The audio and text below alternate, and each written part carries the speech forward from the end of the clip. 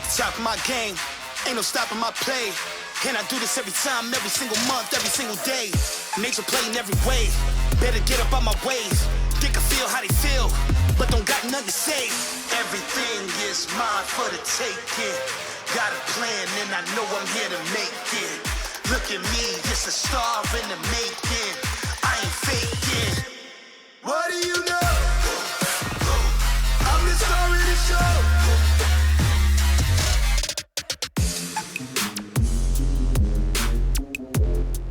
Welcome to this special post-game edition of Denver 7 News. I'm Jacqueline Allen. And I'm Shannon Ogden. Glad you're with us tonight. Tough night for the Nuggets, dropping Game 2 to the Heat, 111-108, and of course now taking the first loss at home in the postseason. And we have team coverage tonight. Denver 7 anchor Ann Trujillo and sports anchor Nick Rothschild are live inside Bowl Arena tonight. Brian Wang is outside the arena after spending the night among loyal Nuggets fans. We are going to begin with our sports director inside, Lionel Bienvenu. Just not our night tonight, Lionel.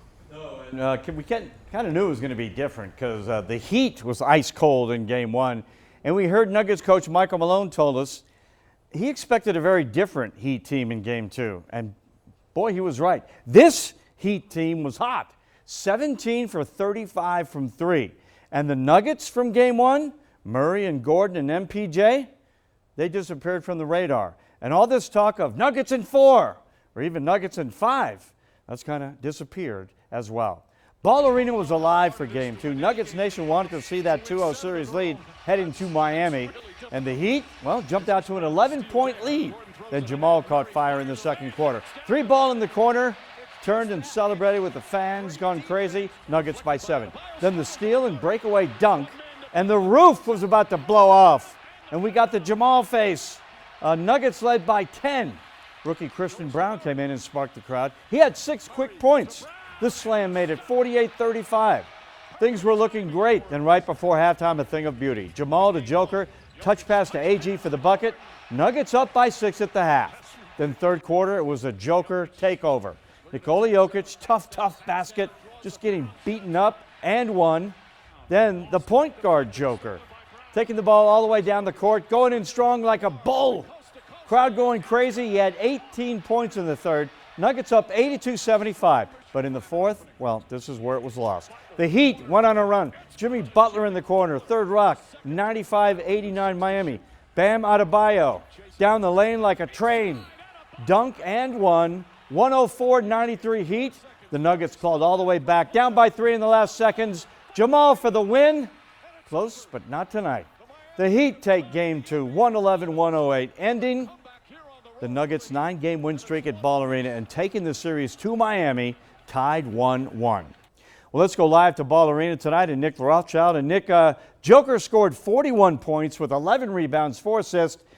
But when MPJ scores 5, KCP has 6, Gordon has 12, Jamal 18.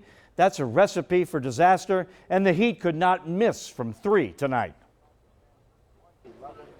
Yeah, look, if you hadn't just read those highlights all over again, I wouldn't really believe it, especially in a first half where Christian Brown outscored the Heat bench by himself. Look, the Nuggets definitely hadn't been playing their best game throughout this Game 2, but it certainly didn't feel like this was when they were going to lose until it was finally over. And I'm kind of known for my apologizing on Denver 7. If you don't know what I'm talking about, Google the Colts-Broncos game from this past fall. But I do feel the need to apologize a little bit for the perhaps overconfidence we went into this game with. These Miami Heat players are very strong. They are very focused and they are very talented. So no doubt that they had the opportunity to steal a game here at Ball Arena, and they did so based on increased effort. They beat the Nuggets based on effort, which is not something I thought we would ever say at home in the altitude in front of this home crowd. So look, Lionel, there's a lot of questions we can ask after this game. Why didn't Michael Malone call a timeout on that final possession? Maybe we'll hear from him later as to what his decision-making was there. But I think the point or the key to all of this is don't get too crazy after this loss, right? To get to Nuggets in 5, which was the most popular bet heading into the series, the Nuggets have to lose one game. We are still on track for Nuggets in 5, and I think we can just rest on that going forward. Back to you. All right, Nick. Yeah, we got a little crazy after Game 1. So let's not get too crazy after Game 2. Win, loss, go to Miami, series tied. We'll see what happens. But right now it is time to get Malone's mindset and hear what the head coach is thinking after Game 2 tonight. and I don't think it's going to be pretty. Malone's Mindset is sponsored by Metropolitan State University of Denver, so let's hear from the Nuggets head coach. Now let's talk about effort. I mean, this is the NBA Finals, and we're talking about effort. That's a huge concern of mine.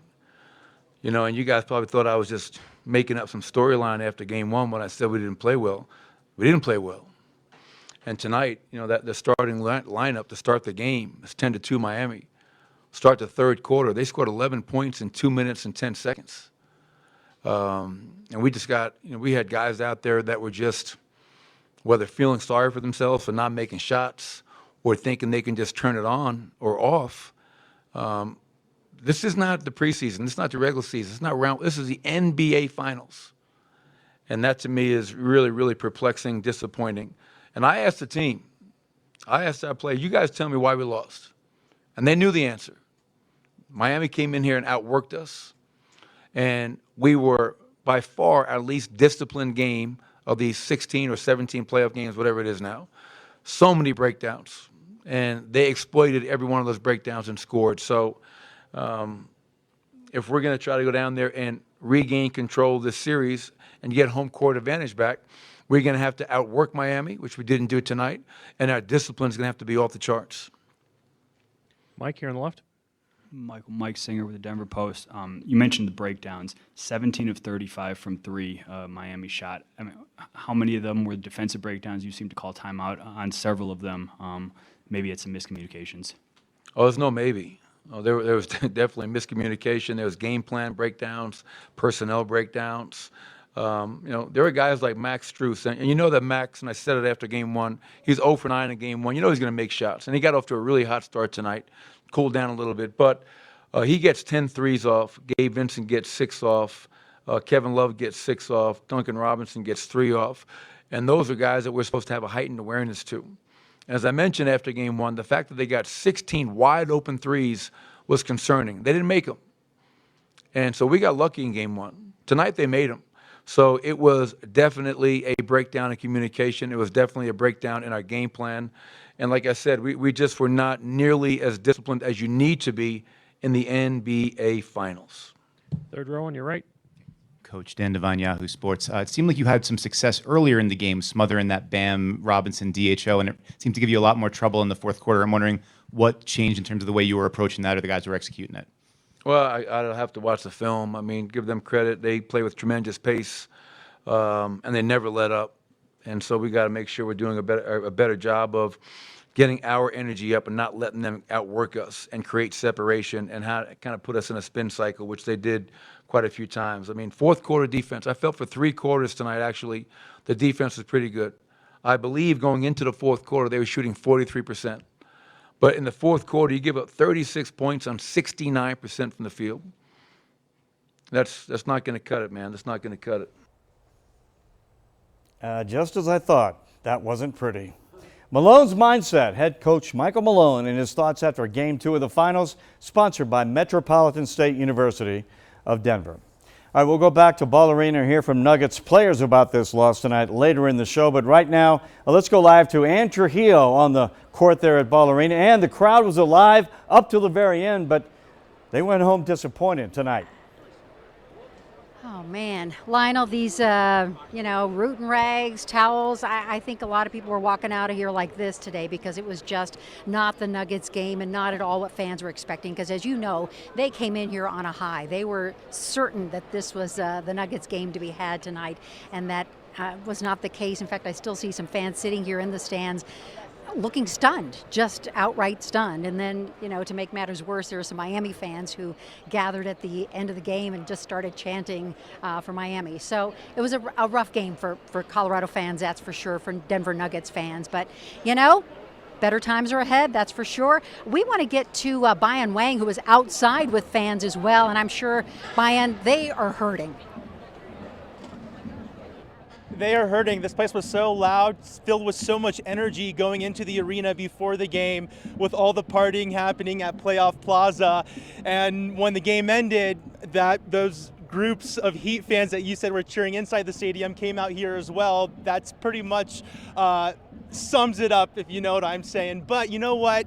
As much as people are upset, as much as Nuggets fans are upset, I found this particular family very interesting because they came out with smiles and energy. You're telling me about the loyalty to this team and keeping the hope alive. How are you guys doing that?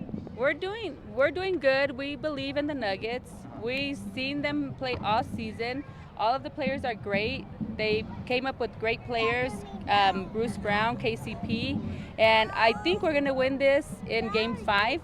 We're just going to let the Heat have one game, but we're going to come back. You had some similar predictions too. Of course. This is the first home loss that we had in all year, so there's no doubt that we're going to come back strong in game 3. So, Nuggets in 5 for sure. That's the kind of hope we need to keep alive here. And before we wrap, you guys had one message you wanted us to hear. Go ahead. Bring it in, everybody. Bring it in.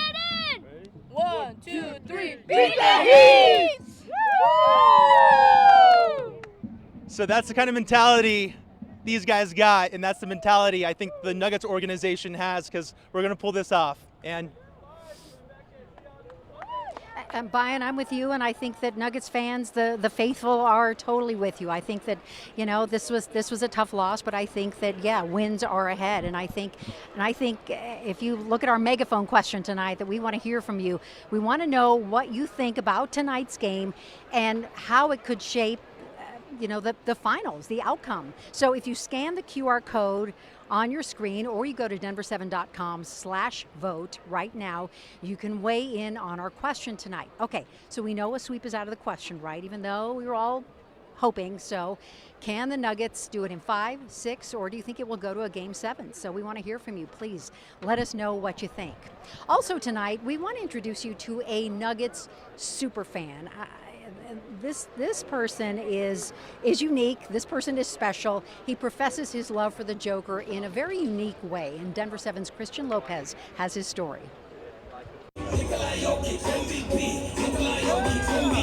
I like how Nikola Jokic plays. He's different from the others. Rapper Chakotay. I feel like he's underappreciated. He's been MVP for the last 2 years. They don't really talk about him. So it's like they're sleeping on him. Is showing his appreciation for Joker the way he knows best. Nikola Jokic MVP. Proving himself, and that's what real MVPs do. So I'm like, let me celebrate with him.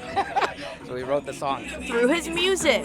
Wake them up and sleep on me. I'm Nikola Jokic MVP. His song Nikola Jokic MVP is proving to be a big hit among Nuggets fans. I like the melody and the flow of it. So what do you think of the song? Oh, it's great, man. It's slamming, like I said. Nikola Jokic, MVP. Nikola Jokic, MVP. Repeat like Bird, what you know about me. Really enjoyed it. Didn't know he's going to be doing it live like that. And how does it feel to hear people sing along to your song, see it have such a positive reaction? To be honest, it's like I got to pinch myself right now, because even this has been a lifetime dream. And there's a few more dreams he hopes come true. Just to even show Jokic and be like, look, that's how much we appreciate what you're doing. And no matter who's been sleeping on him, there's a whole legion of fans who see what he does day in and day out. I hope the Denver Nuggets and the team players get to hear it. And we love you guys. Yes, good luck. Reporting in Denver, I'm Christian Lopez, Denver 7. Very cool. And longtime Nuggets fans, I think we're very excited to see Alex English in the crowd tonight. Even David Thompson as well. So that was a highlight tonight for this game. Even Lil Wayne was here. So Jacqueline and Shannon, there was a lot to celebrate here tonight as well. Absolutely. Star-studded. And now we can win at home, and just like you were talking about on Friday night. So That's the bright side. all right, thanks, Ann. So a lot more live reports coming up from Ball Arena later in the show. Also, you can find our in-depth coverage of the Nuggets' historic championship run right now on denver7.com.